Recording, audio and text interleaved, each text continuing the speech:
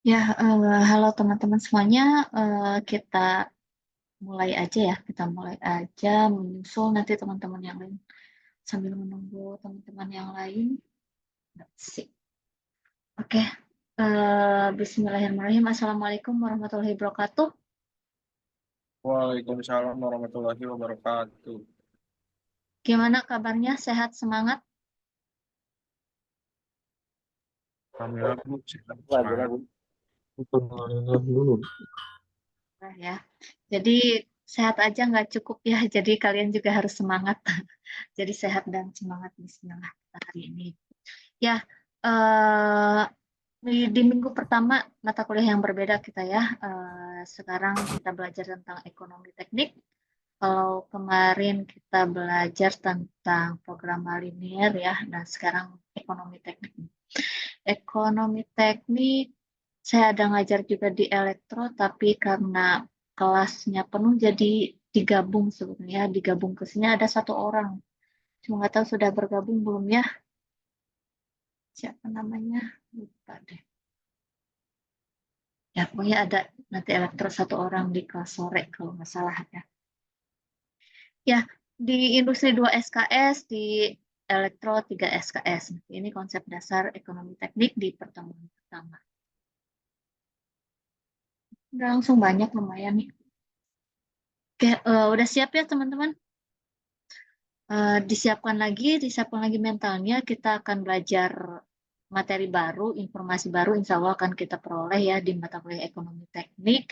Kalau teman-teman pernah menghitung misalkan ya punya investasi atau misalkan pernah menabung atau deposito ya atau kredit. Nah, itu adalah salah satu contoh dari ekonomi teknik itu. Ya, jadi insya Allah penerapannya mah sebetulnya sudah teman-teman terapkan di kehidupan sehari-hari, cuma tidak belum paham ya teknik-tekniknya seperti apa. Jadi sebelum mulai, ayo kita siapkan dulu diri kita, siap untuk menerima materi baru, informasi baru, saling sharing info baru ya di mata kuliah ini. Ya, sebelum dimulai, semoga perkuliahan kita dilancarkan ya, dimudahkan. Minta tolong dipimpin doa dulu, dipimpin doa untuk kelancaran perkuliahan hari ini.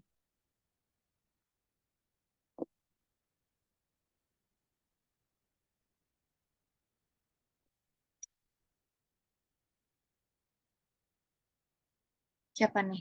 Saling nunggu nggak? Ya udah Bu, sama saya aja. Ya, silahkan Kang Ram. Bismillahirrahmanirrahim. Mengawali pembelajaran mata kuliah Ekonomika Teknik pada sore hari ini, alangkah baiknya kita berdoa terlebih dahulu. Berdoa dimulai.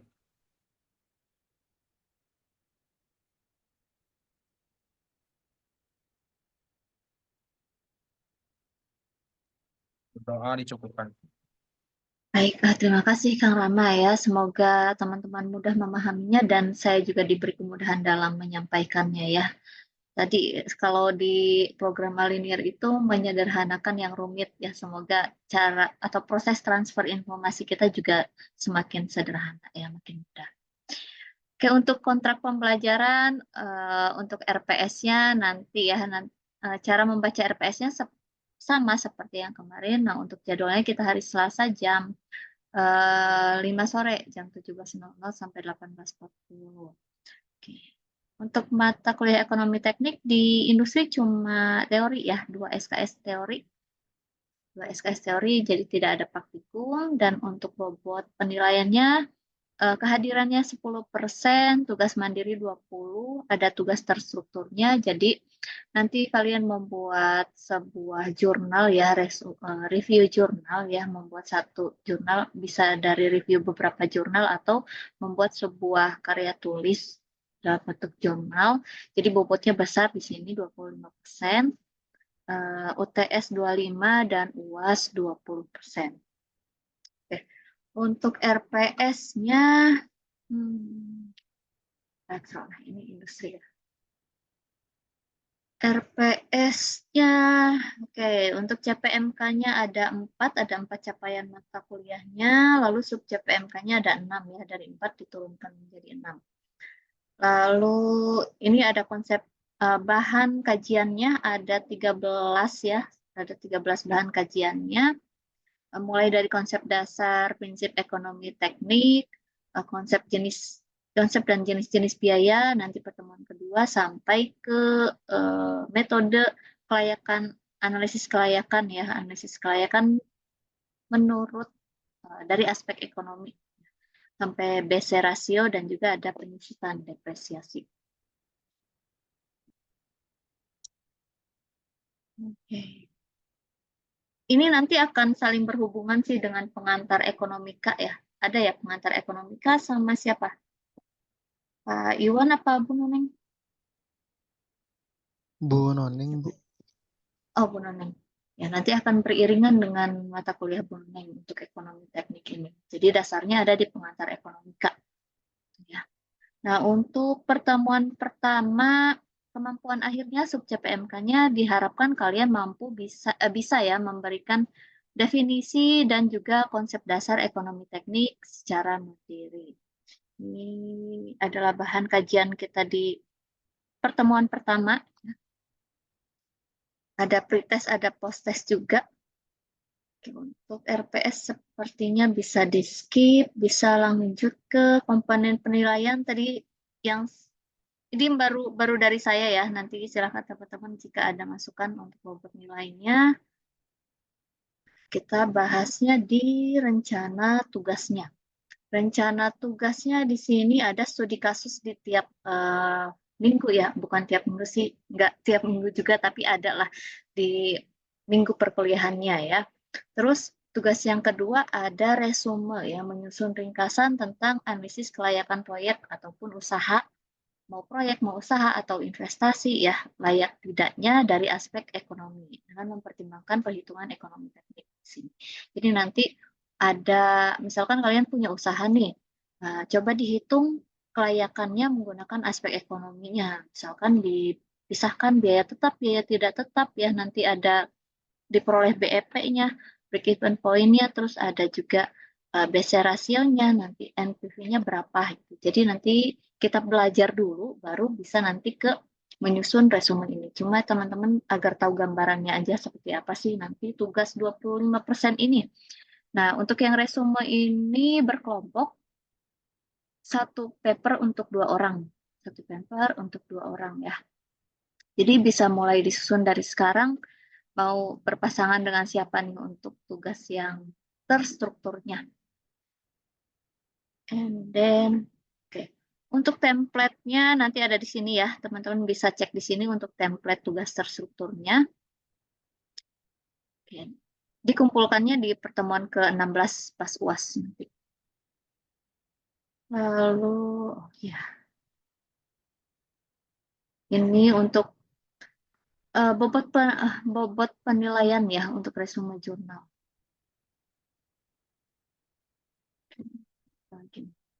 Udah, itu saja mungkin nanti untuk yang RPS kita bahas. Sekarang kita masuk lagi ke materi. Ya, jadi dengan bobot nilai seperti ini kira-kira merasa sudah cukup atau ada yang ingin didiskusikan dulu?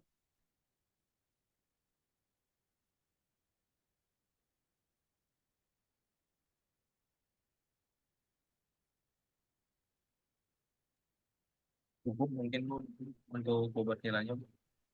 Cukup ya. Ya, kenapa UTS dibesarkan? Karena nanti tugas terstrukturnya kalian ada di pengumpulan pas UAS gitu. Jadi UASnya tidak terlalu besar di sini. Ya. Oke, jadi ini ya yang kita sepakati ya nanti untuk di mata kuliah ekonomi teknik. Ada tugas mandiri, tugas terstruktur, UTS dan UAS. Ya, untuk kontrak pembelajaran di sini jangan lupa mengisi presensi ya. Mengisi presensi kemarin saya lihat masih ada yang bolong nih. Ya, jadi mengisi presensi dan juga konfirmasi kehadiran dosen pada litera.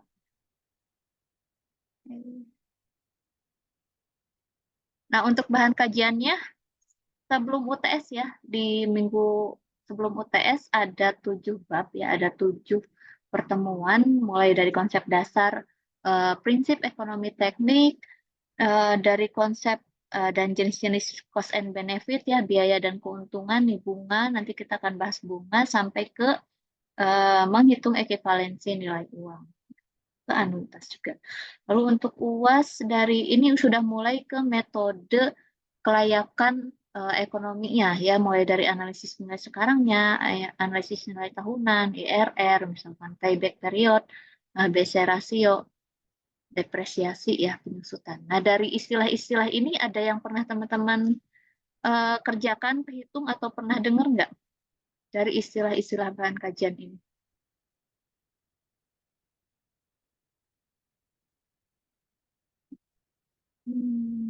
Kalau bunga kayaknya udah sering ya, bunga. Biasanya ada di mana bunga? Di bank. Perbankan, Bu. Perbankan. Perbankan biasanya pas ngapain tuh? Pas minjem apa pas nabung? Dua-duanya ya. Pinjam, Bu. Banyak kan Oh, pas iya. pinjem ya.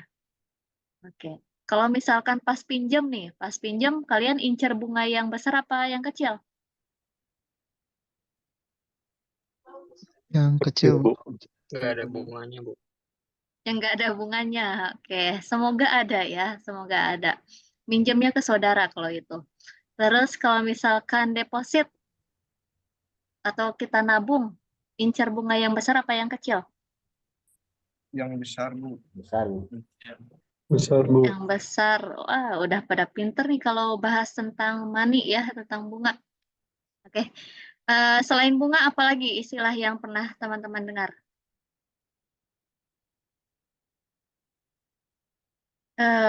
Apa ya di sini ya? Benefit per cost. Benefit itu apa sih?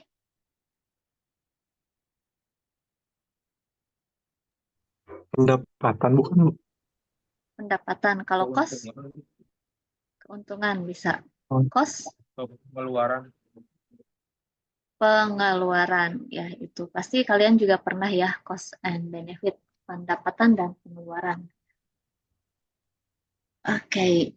Next untuk referensinya ya, referensi nanti, saya lupa di kelas pagi untuk upload. Ada ebook, ada 2 ebook, lumayan bagus teman-teman. Nanti saya share juga di Litera ya. Ada 2 ebook yang tentang ekonomi teknik, lumayan bisa dipelajari nanti. Yang dari Ardalan dan juga dari FAR ini ya. Economic and Financial Analysis for Engineering and Project Management. Sama satu lagi yang Engineering Economics of Life Cycle Cost Analysis. Nanti akan saya share juga di Litera. Jadi ingat ada PR di kelas pagi. Oke, untuk mata kuliahnya ya, deskripsi mata kuliahnya, kalau teman-teman pernah belajar ekonomi belum? Yang berkaitan dengan ekonomi, pernah ngitung apa saja? Misal ada yang dari SMK nih, biasanya kejuruan nih.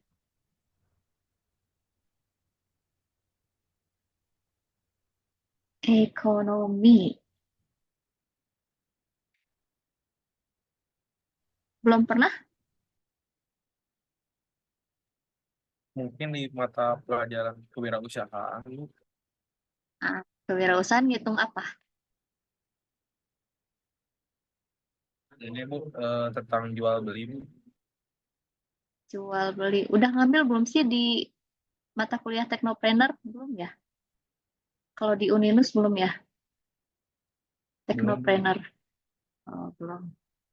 Oke, jadi kan di wirausaha harusnya kalian bisa menentukan harga produk ya. Sampai ke situ nggak? Menentukan harga produknya berapa sih dengan modal sekian? Sampai ke situ ya. Tapi belum semuanya sih, belum semuanya mempelajari. Ada yang punya usaha? Wira swasta di sini ada nggak? Punya usaha apa gitu? Ada, Bu, sempat, Bu, pernah punya usaha Usaha apa? thrifting baju. Buat thrifting. Jadi pernah ada pengalaman menghitung keuntungan ya, menghitung modal sampai ke harga jualnya, pernah ya.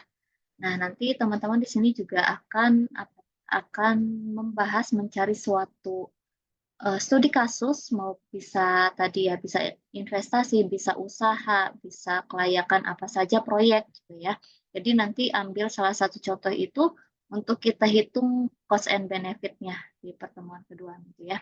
Nah, di sini jadi mempelajari ilmu ekonomi yang terdiri dari evaluasi sistematis dari biaya dan juga manfaat.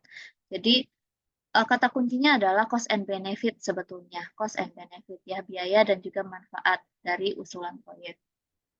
Jadi perlu dipelajari, kalian harus paham dulu konsep biaya ya, konsep biaya dan juga kesetaraan nilai uangnya, ekivalensi nilai uang. Baru bisa menghitung, kita bisa memperkirakan ya, ekivalensi nilai uangnya dari bunga yang ada ya. Jadi ada beberapa jenis bunga juga di sini, bunga sederhana dan juga bunga majemuk ya. Bunga berbunga itu juga sering digunakan di ketika kita pengkreditan ya. Terus bisa juga untuk sebagai dasar pengambilan keputusan, analisis kelayakan proyek. Tentunya ini hanya dari aspek ekonomi ya, dari aspek ekonominya. Bukan kita memperhitungkan sumber daya gitu ya, tapi ini dari aspek ekonomi.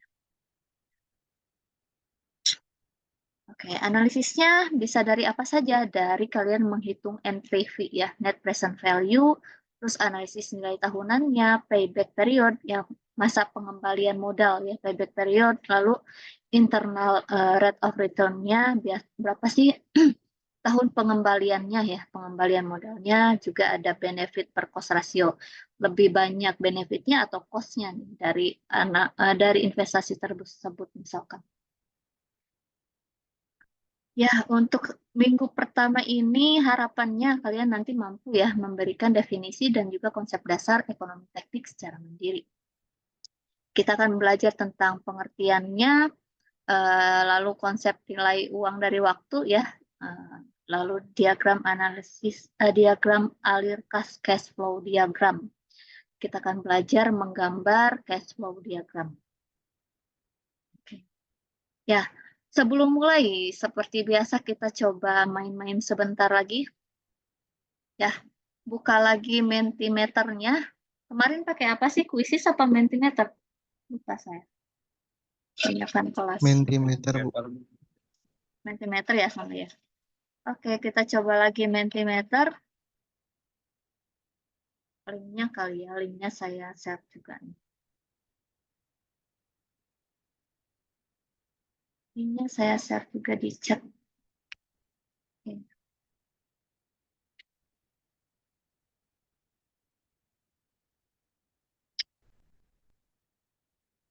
Ya, bisa masuk ke slide itu ya. Ke link yang tadi.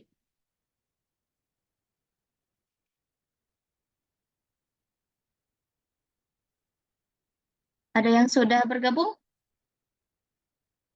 Masih ongoing, on proses? Sudah. Sudah, Bu. Sudah Sudah. bergabung.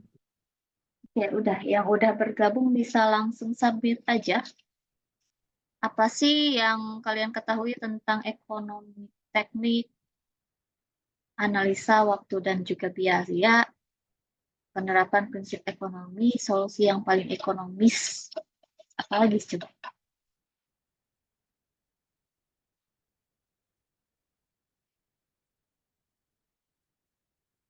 Baru satu orang yang respon.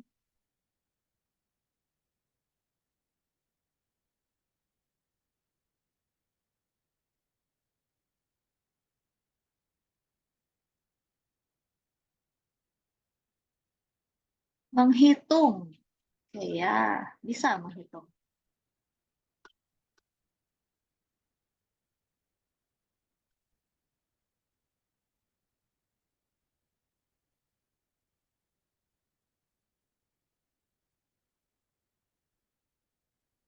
Kalau yang udah jawab, bisa lanjut ke pertanyaan kedua nggak? Apa menunggu saya next slide dulu? Menunggu, Bu. Oh, menunggu ya. Ya, kita tunggu jawaban yang lainnya, teman-teman. Baru 2 orang nih yang respon. Baru 2 orang yang respon. Yang lain kesulitan nggak mengakses Mentimeternya?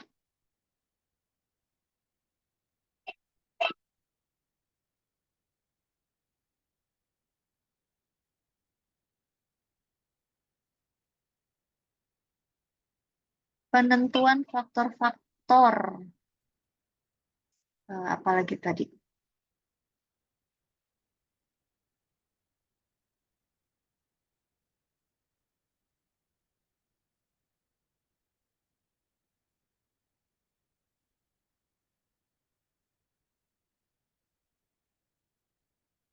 Ekonomi, ya ekonomi, teknik.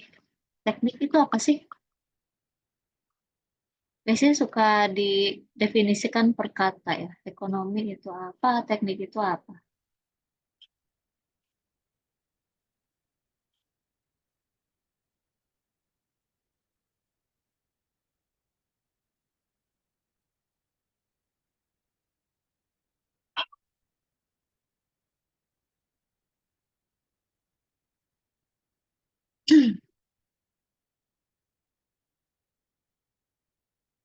Yang lain kayaknya masih kerja ya.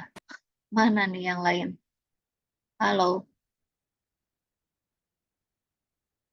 ada nih yang masuk lagi. Disiplin ilmu ekonomi. Oke, penerapan prinsip ekonomi.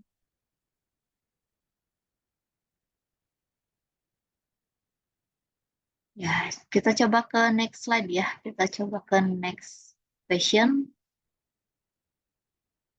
Ya, ini harusnya banyak yang jawab, harusnya banyak yang sudah tahu. Tuliskan apa saja contoh dari investasi.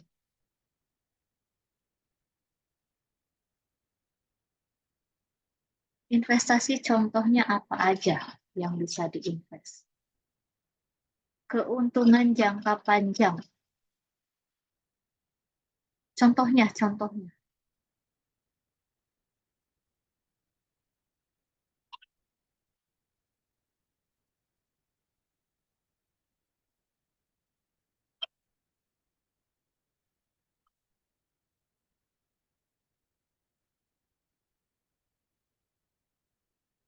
Reksadana, tanah, deposito, menabung emas, apalagi logam mulia, menyimpan bisa dalam emas dan sebagainya.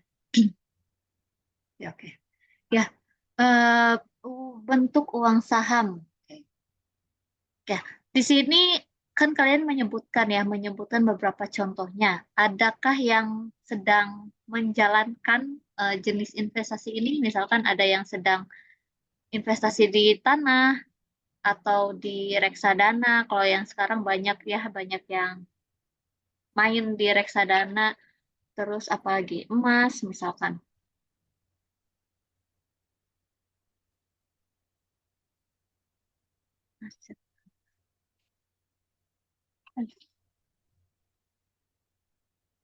Ada nggak yang sedang berinvestasi? Bu, izin bertanya itu kalau misalnya main kayak Bitcoin kayak gitu, Bu, itu masuk investasi bukan ya, Bu? Bitcoin tuh dapat keuntungan nggak sih? Coba kita sharing dulu. Kadang untung, tapi banyak ruginya, Bu. Itu mah bukan invest ya, tapi kalian berjudi. Investasi itu yang jelas-jelas sudah ada untungnya gitu. Ya, yang sudah jelas-jelas ada untungnya. Misalkan kalian kan beli tanah tujuannya apa sih? Bisa dijual lagi kan? Jadi yang bisa kita milikin, yang kita bisa jual lagi, yang bisa kita dapatkan keuntungannya. Tapi kalau reksadana kan masih bisa ya, kita tanam saham di situ ya, tanam saham dan itu memang punya kita, gitu. Walaupun naik turun ya, naik turun tapi kan itu punya kita. Ada kalanya kita naik, jadi kita cuma butuh strategi kapan sih harus menjual. Oke, sudah pada paham kayaknya untuk yang ini ya, untuk yang contoh-contoh investasi. Bisa kita lanjut ke materi ya. Udah siap teman-teman? Semangatnya dikumpulin lagi yuk. Ya. Jadi ada Ya, Bu. teori sebentar nih tentang definisi ekonomi teknik. Tadi ingat-ingat lagi jawabannya ya. Jadi ekonomi teknik ini bagian dari ilmu ekonomi yang aplikasinya itu pada proyek-proyek teknik ya, digunakan sebagai solusi untuk mencari solusi terbaik dalam pengambilan keputusan. Tentunya ukurannya dari mana? Ya patokannya dari nilai ekonominya, untung atau rugi. Atau misalkan keuntungannya bisa diperoleh dalam jangka waktu berapa lama. Ya, ada alternatif A, B, C, misalkan beda-beda waktu pengembalian modalnya. Nah, itu bisa jadi alternatif, kita pilih mau yang mana. Kita mau pilih yang mana. Jadi ada beberapa alternatif, tapi kita akan menentukan solusi yang terbaik ya. Contohnya, kita bingung antara membeli mesin baru atau enggak. Ya, bisa juga nanti dihitung aspek-aspek di ekonomi. Terus misalkan kalau ingin beli mesin baru, lebih baik mesin A atau mesin B. Itu contohnya ya. Jadi ada, kalau by feeling kan kita belum tentu dalam keadaan akal sehat, akal yang sehat ya. Banyak pikiran itu akan mempengaruhi hasil keputusan. Nah, kalau kita hitung secara ekonomi ya, secara ekonominya itu akan diperoleh solusi yang terbaik. Manfaatnya untuk apa sih menghitung ya, menghitung ekonomi teknik ini, ekotek biasanya kalau disingkat ya. Sebagai proses pengambilan keputusan secara rasional, tadi yang saya bilang secara akal sehat tuh belum tentu kita sedang sehat akalnya ya. Jadi secara rasional, keputusan secara ekonomis dan juga bisa memprediksi untuk masa yang akan datang.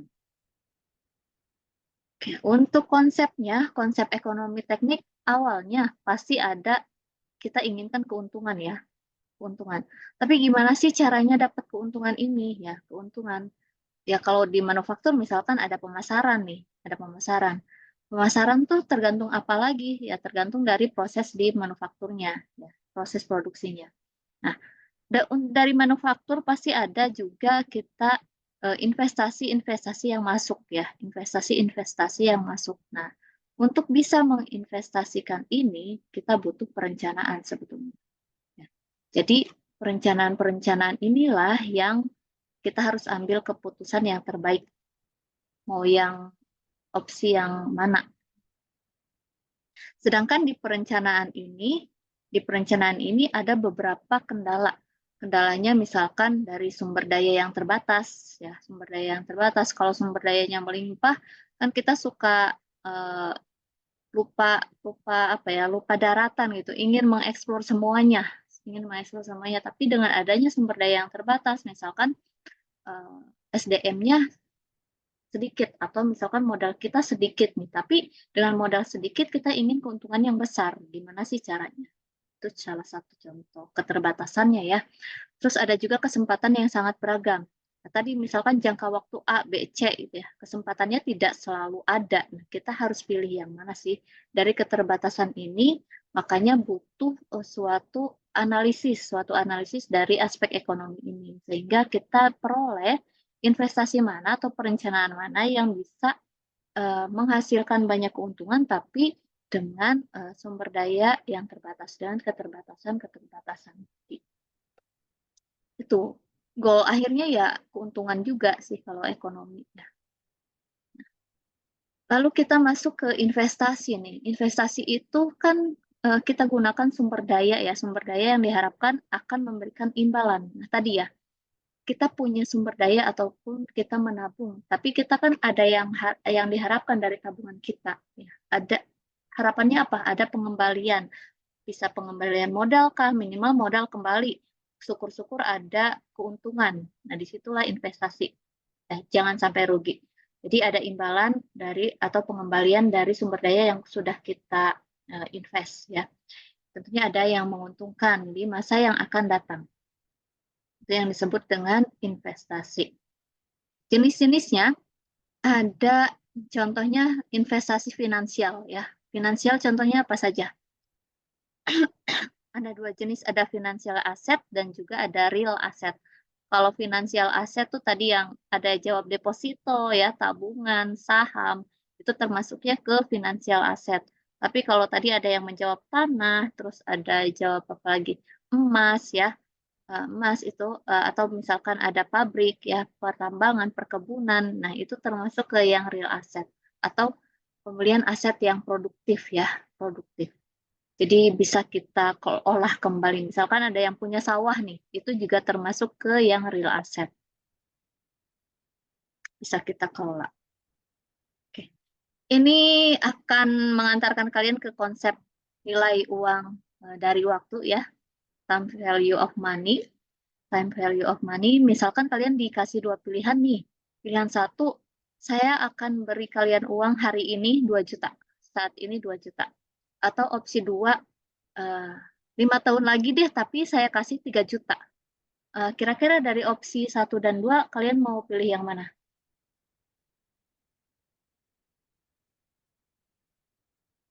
Kalau dikasih 2 pilihan, saya mau kasih hari ini 2 juta. Atau 5 tahun lagi, tapi 3 juta.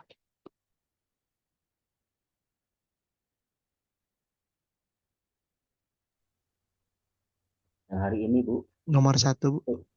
Yang Nomor Bu. 1. Ya, Nomor yang 1. Bu. Kunaon, kenapa? Dengan cepat aja, Bu, keluar.